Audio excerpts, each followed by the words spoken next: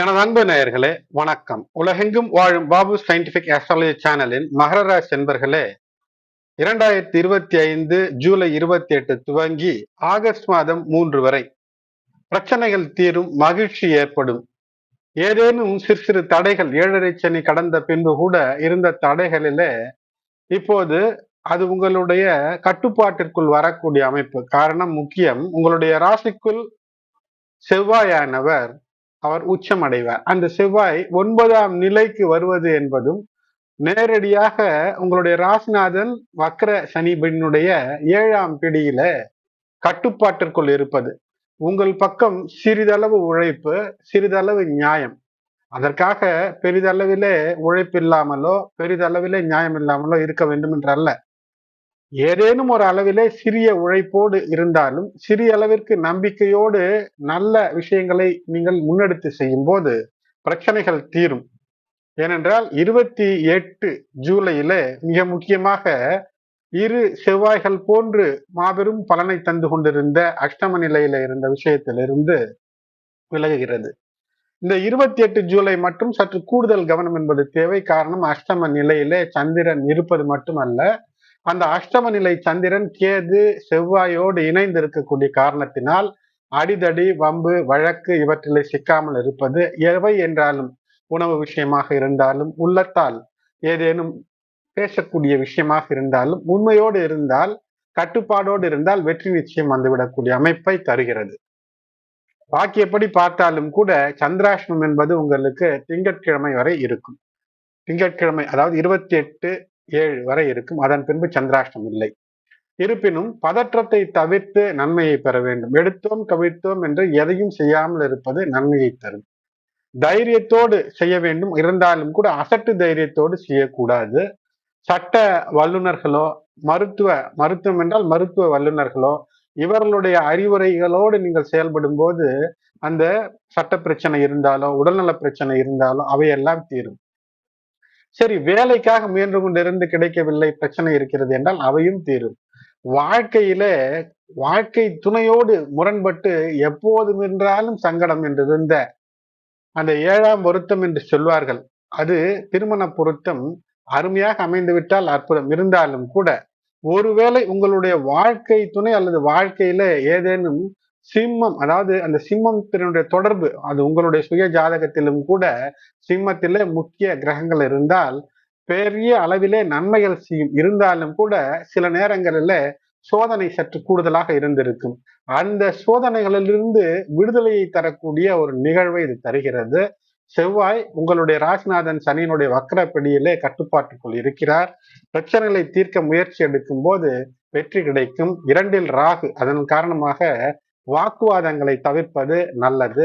வாரத்தினுடைய செவ்வாய் மற்றும் புதன் கிழமைகளில செவ்வாயோடு சந்திரன் இணைந்து தரக்கூடிய அந்த யோகம் என்பது மிக அற்புதமாக அமைந்து விடுகிறது. அந்த சந்திர மங்கள யோகத்தினுடைய அற்புதத்தை நீங்கள் சுவைக்கக்கூடிய, அதாவது அனுபவிக்கக்கூடிய அந்த அமைப்பு என்பது நிச்சயமாக இருக்கிறது. எந்த பொருளை விரும்பினாலும் வாங்குவதற்கான வாய்ப்பு இது ஏற்படுத்துகிறது. திட்டமிட்டு செயல்படும் போது வெற்றி நிச்சயமாக கிடைக்கும். அது மட்டுமல்லாமல் செவ்வாய் மற்றும் புதன் கிழமைகளிலே குரு இருக்கக்கூடிய நிலையிலிருந்து பார்க்கும்போது 6ஆம் இடத்து குரு 9ஆம் இடத்தில் இருக்கக்கூடிய சந்திரனோடு தொடர்பு கொண்டு எந்த ஒரு விஷயம், கடன் வாங்க வேண்டும் அல்லது எதிரிகளை வெற்றி கொள்ள வேண்டும், உடல் நலத்திலிருந்து ஏதேனும் முன்னேற்றம் வேண்டும், உடலை சரி செய்து கொள்ள வேண்டும், இருக்கக்கூடிய நிலையிலிருந்து ஒரு மிடுக்கான தோற்றம் பெறுவதற்கான முயற்சி எடுப்பார்கள். ஆணானாலும் பெண்ணானாலும் இவையெல்லாம் கைகொடுக்கக்கூடிய அமைப்பை இது தரும். நபாச யோகங்களில இந்த செவ்வாய் புதன்கிழமைகளில் பார்க்கும்போது கேதார யோகம் என்பது விவசாயிகளுக்கு மகிழ்ச்சியை தரும், குழந்தை வளத்தை தரும். அது மட்டுமல்லாமல் உதவிகள் என்பது எல்லா பக்கத்திலிருந்தும் வருவதற்கான வாய்ப்பை தரும். அது மட்டுமல்ல, வெற்றி, சந்தோஷத்தை தரக்கூடிய, ஆடம்பரத்தை தரக்கூடிய அமலயோகமும் அமைந்து விடக்கூடியதாக அமைகிறது. ஆகையினாலே திரும்பிய பக்கமெல்லாம் வெற்றியை பெறுவதற்கான வாய்ப்பை தருகிறது. ஆனால் பதட்டம் இருக்கக்கூடாது. வெற்றிக்கான வழிகளை நீங்கள் பெறலாம். வாரத்தில் அந்த துவக்க நாளில் மட்டும், திங்கட்கிழமை மட்டும் சற்று கவனம், எச்சரிக்கை இருந்துவிட்டால் மற்ற தொடர் நாட்களிலே நீங்கள் நினைத்ததை சாதிக்கக்கூடிய அமைப்பு என்பது ஏற்படும். வியாழன் வெள்ளிக்கிழமைகளிலே சூரியனுடைய பலம் ஓங்கக்கூடிய அமைப்பை தருகிறது. ஆகையினாலே அந்த சூரியன் என்பது உங்களுக்கு அஷ்டமாதிபதியாக இருக்கிறார். ஆனால் 7ஆம் இடத்துல இருக்கிறார். அங்கு 7ஆம் இடத்திலே சூரியன் புதன் வக்ரம் பெற்றிருக்கக்கூடிய புதனோடு இணைந்து சமசப்தம பார்வை. இதன் காரணமாக இந்த வாரம் முழுக்க வாழ்க்கை துணை தரக்கூடிய அல்லது உங்களோடு வேலையிலே உங்களோடு பணி செய்பவர்கள் தரக்கூடிய அந்த அட்வைஸ் அல்லது அரசு அதிகாரிகள் அல்லது உங்களுக்கு நல்ல அறிவுரைகளை தரக்கூடிய அது இளையோரோ முதியோரோ எவராக இருந்தாலும் உங்களுக்கு வாழ்க்கையிலே ஒத்தாசையாக என்று சொல்வார்கள் அல்லவா, ஒத்துழைப்பை தரக்கூடிய நன்மைக்காக இருக்கக்கூடியவர்கள் தரக்கூடிய நுட்பமான ஒரு சிந்தனைகள், அது உங்களுக்கு சில சமயத்துல இது ஜெயிக்குமா என்று கூட தோன்றலாம். ஆனால் அப்படிப்பட்ட சிந்தனைகள் உங்களுக்கு வெற்றியை தந்து விடுவதற்கான வாய்ப்பு. அதனால் பெற்றோர், பெரியோர், அரசு, உங்களோடு உயரிய பதவியில் இருப்பவர்கள் இவர்களுக்கு அனுகூலங்கள் அவர்கள் மூலமாக பெற வேண்டும் என்றால் இவர்களுக்கு உரிய மரியாதை தருவது வெற்றியை தரும். புதன் மற்றும் சந்திரன் இருக்கக்கூடிய நிலைகளிலே இந்த நாட்களிலே வியாழன் வெள்ளி ஆகிய நாட்களிலே சாமர யோகம் ஏற்பட்டு ஒரு வாழ்க்கைக்கு நீண்ட நாள் செழிப்போடு வாழ்வதற்கு உடல் நலத்தை சீரமைத்துக் கொள்வது, எந்த நுட்பத்தையும் தொழில்நுட்பமானாலும் கல்வி நுட்பமானாலும் ஒரு வேலையிலே ஒரு நுட்பமானாலும் ஒரு சாதுரியத்தை கடைபிடித்து வெற்றியை பெற்றுவிடுவதற்கு முன்னர் செய்த தவறிலிருந்து கூட வெற்றியாய் அதை தீர்த்து இனிமேல் செய்யாமல் இருப்போம் என்ற சங்கல்பத்தோடு வெளிவருவதற்கு வெற்றியை தரும். நுண் கலைகளிலே புரியாத விஷயங்களிலே புரிய வெற்றியை தரும். வேறு யோகம் அமைந்து குழந்தைகளுக்கான வரம், அது மட்டுமல்ல வாழ்க்கை துணையின் மூலமாக அற்புதம் என்று பல நிலைகளிலே வெற்றியை தரக்கூடிய அற்புதத்தை தரக்கூடியதாக அமைந்து விடக்கூடியதாய் அமைகிறது. செவ்வாய்க்கிழமை பொறுத்தவரை அந்த 28 ஜூலை என்பது உங்களுக்கு நன்மையை தரக்கூடியதாக, சற்று கூடுதல் நன்மைகளை கூடுதல் அனுகூலங்களை தரக்கூடியதாக இருக்கிறது.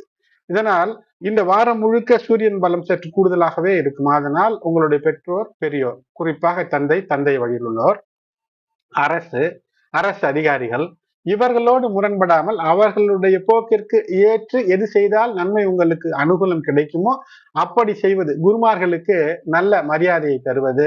உயர்ந்தோர் பெண்களாக இருந்தால் அது உங்களுடைய வயதிலே குறைந்தவர்களாக இருந்தாலும் சரி, கூடியவர்களாக இருந்தாலும் சரி, உரிய மரியாதையை தருவது இவையெல்லாம் ஏற்றத்தை தரும். அது மட்டுமல்ல, இது மாதம் முழுக்க ஆடி மாதம் ஆகிறது. ஆடி மாதம் என்றாலே அம்மனுக்கு உகந்த மாதம் ஆகையினால அம்மனுக்கான பூஜைகளை செய்வது, உங்களுடைய இஷ்டதெய்வ குலதெய்வம் அம்மனாக இருந்தால் நிச்சயமாக அந்த வழிபாட்டிலே குறைந்தபட்சம் பெயரை நினைத்தாவது வழிபாடு செய்வது வெற்றியை தரும். குரு மற்றும் சுக்கிரன் தரக்கூடிய அந்த வசி யோகம் என்பது உங்களுக்கு பலருக்கு உதவக்கூடிய மனப்பாங்கை தரும். இருந்தாலும் கூட கடனாக பணம் கேட்டு பொருள் பணம் ஏதேனும் இலவசமாக கேட்டு வருவர்களுக்கு அள்ளி கொடுத்தீர்கள் என்றால் அது மீண்டும் வராது. ஆகையினாலே அதிலே கவனம் தேவை. முடிந்தால் தர்ம காரியங்களை செய்வது என்பது வெற்றிக்கான வழியை தரும். நுட்பங்கள் நிச்சயம் வெற்றி தரும். ஆதியோகம் என்பது மன்னனுக்கு நிகரான ஒரு வெற்றியை பெறுவதற்கு உங்களுக்கான வாய்ப்பை ஏற்படுத்தி தரக்கூடிய கிரகநிலைகளாக அமைகிறது. அன்பு நேயர்களே, இந்த வாரத்தை பொறுத்தவரை செவ்வாய் இது நாள் வரை இருந்து வந்த அந்த நிலையிலிருந்து ஒரு மாற்றம். இதனால் ஏதேனும் ஒரு சோதனை, அது தனிப்பட்ட வாழ்க்கையில் மட்டுமல்ல, உலகத்தில் உள்ள பலருக்கும் கூட ஏதோ ஒரு நிலையில சிக்கலை தந்து கொண்டிருந்த அந்த செவ்வாய் பகவானானவர் இப்போது அவருடைய மாற்றம் என்பது ஏற்பட்டிருக்கிறது. பெயர்ச்சி கன்னிராசிக்கு செவ்வாய் செல்கிறார். இந்த வாரம் அப்படி அற்புதத்தை பெறுகிறது. விஸ்வாவசு வருடம் ஆடி 12 திங்கட்கிழமை ஜூலை 28 11:24 PM வரை சதுர்த்தி, அதன் பின்னர் பஞ்சமி, பூரம் நட்சத்திரம் 5:35 வரை, அதன் பிறகு உத்திரம். நாள் முழுவதும் சித்த யோகமாக அமைகிறது. மாத சதுர்த்தி. இது துர்வா கணபதி விரதம். துர்வா என்றால் அருகம்புல் என்று, சமஸ்கிருதத்திலே துர்வா என்றால் அருகம்புல் என்று அர்த்தம். நாகதோஷ பரிகாரங்கள் விலகுவதற்கு பூஜை செய்ய ஏற்ற நாள். வில்வ இலை வைத்து விநாயகருக்கு நீங்கள் வழிபாடு செய்தீர்கள் என்றால் செல்வம் பெருகும். மாலை வேளையிலே செய்யலாம். சோடச கணபதி ஹோமம் செய்வதற்கு ஏற்ற நாள். விஷ்ணு கிராந்தி பூ வைத்து வழிபாடு செய்தால் தொழில் வியாபாரம் பெருகும். வன்னி குச்சியை யாகத்தில் போட்டால் சனிதோஷங்கள் விலகும். வில்வ காய் யாகத்தில் போட்டால் பணம் கிடைக்கும். ஓங்கி உலகளந்த உத்தமன் பெயர்பாடி என்று பாடிய ஆண்டாளினுடைய திரு ஆடி பூரமாக இது அமைகிறது. ஆண்டாள் பெருமாள் திருமண வைபவம் நடக்கும். திருமண வைபவத்தோடு திருப்பாவை படிக்க நல்ல அருள், இனிய திருமணம் வரம் என்பது இல்லத்திலே அமையும். அடுத்தது விஸ்வாவசு வருடம் ஆடி 13 செவ்வாய்க்கிழமை ஜூலை 29 திதி 12:46 AM வரை பஞ்சமி, பின்னர் சஷ்டி. உத்திரம் நட்சத்திரம் 7:27 PM வரை, பிறகு ஹஸ்தம். நாள் முழுவதும் அமிர்த சித்த யோகம், வீடு நிலம் வாங்க வேண்டும் என்ற முயற்சி இந்த நாளிலே யாவருக்கும் வெற்றி தரக்கூடிய அமைப்பை ஏற்படுத்தி தந்துவிடும். செவ்வாய் தோஷ வழிபாடுகள், அறுவை சிகிச்சை மேற்கொள்ள வேண்டும் என்றால் இந்த நாளிலே செய்யும் போது நிச்சயமான பூரண குணம் கிடைக்கக்கூடிய அமைப்பு. நாக பஞ்சமி 9 கலசங்கள் வைத்து நாக பூஜை செய்வது என்பது நாக தோஷங்கள் எல்லாம் விலகும். நாகதோஷம் என்பது திருமண தடைகளை சில சமயம் தரும். அவற்றிலிருந்து விலகுவதற்கு ஏற்ற நாள். பனி கௌரி விரத நாள், கருட பஞ்சமி, கருட வழிபாட்டிற்கு ஏற்ற நாள். நாகர்களை தன் உடலிலே கருடன் அணிந்த நாள் இந்த நாள். அதனால் கல் கருடனை பார்த்து வழிபாடு செய்ய முடிந்தால் வெற்றி. இது நாச்சியார் கோயில் கும்பகோணம் அருகிலே கருடன் இருக்கிறது. கருடனுக்கு உங்கள் இல்லங்களுக்கு அருகிலே இருக்கக்கூடிய பெருமான் கோயிலுக்கு சென்று கற்கண்டு, முந்திரி, திராட்சை வைத்து வழிபாடு செய்வது என்பது கருடனுக்கு படைத்ததாக அமைக்கும். அதிலே பிரசாதமாக அதை நீங்கள் மற்றவர்களுக்கு தந்து நோயற்ற வாழ்வை பெறலாம். அடுத்தது விஸ்வாவசு வருடம் ஆடி 14 புதன்கிழமை ஜூலை 30 2:41 AM வரை சஷ்டி, அதன் பின்னர் சப்தமி, ஹஸ்தம் நட்சத்திரம் 9:53 வரை, பிறகு சித்திரை. மரண யோகம் இந்த நாள் 9:53 இரவு வரை ஆகினால் நாள் முழுவதும் மரண யோகம். சஷ்டி விரதம் முருகனுக்கான வழிபாடு செய்வது ஏற்றது.